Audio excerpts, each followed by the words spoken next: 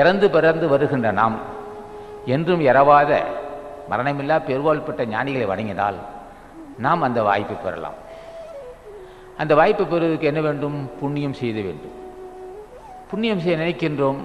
முன் செய்த வினை காரணமாக வறுமை, பொல்லாத வறுமை. வறுமை இருந்தால் புண்ணியம் செய்ய முடியுமா? அப்படியே செல்வம் இருந்தாலும் கொடுக்கக்கூடிய மனம் வரவில்லை அல்லவா? கொடுக்கக்கூடிய மனம் வேண்டும் அல்லவா? அது பஞ்சமாக இருக்கும். வறுமை, கொடுக்கக்கூடிய மனம் இல்லாத லோபித்தனம்.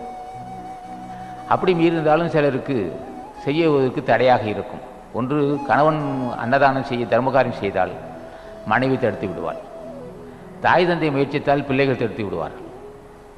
ஆக ஏதோ ஒரு தடை இருக்கும். இதெல்லாம் வெல்லுவது சின்ன விஷயம் அல்ல. அப்போ இதெல்லாம் கடந்து போக வேண்டும். ஞானிகளை வணங்கினால் அந்த முரண்பாடு இருக்காது. மனைவியும் ஒப்புக்கொள்வாள். குடும்பத் தலைவன் அன்னதானம் செய்ய விரும்புவதால் மனைவி ஒத்துழைப்பாள், பிள்ளைகளும் ஒத்துழைப்பான். திருவள்ளுவர் துணை இல்லாமல் ஒத்துழைக்க மாட்டார். இது தடைகள் நீங்கும். இந்த தடை நீங்குவதற்கும் என்ன செய்ய வேண்டும்? இந்த ஊரில் செய்தால் பிரச்சனை இருக்கும். சில பேர் இடையூறு செய்வார்கள். ஏதோ வெளியூர் பழனி, ஸ்ரீரங்கம், திருவானைக்காவல், வயலூர் போன்ற இடங்களுக்கு போகும்போது அங்கே தயிர் சாதம், புளி சாதம் இருக்கும். ஒரு 10 பொட்டணம் வாங்கி இங்கே கொடுக்கலாம். ஒரு 10 பேருக்கு சாப்பாடு வாங்கி கொடுக்கலாம்.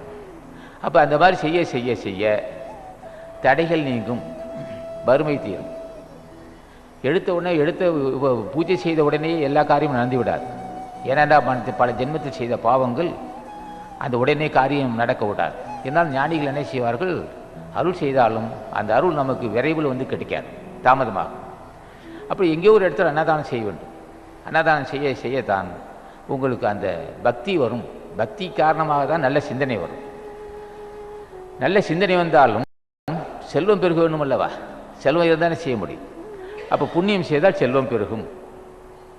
பக்தி செலுத்தினால் நல்ல சிந்தனை வரும், செல்வமும் பெருகும். ஆக இதற்கு தொடர்ந்து முயற்சிக்க வேண்டும். இல்லை என்றால் முடியாது.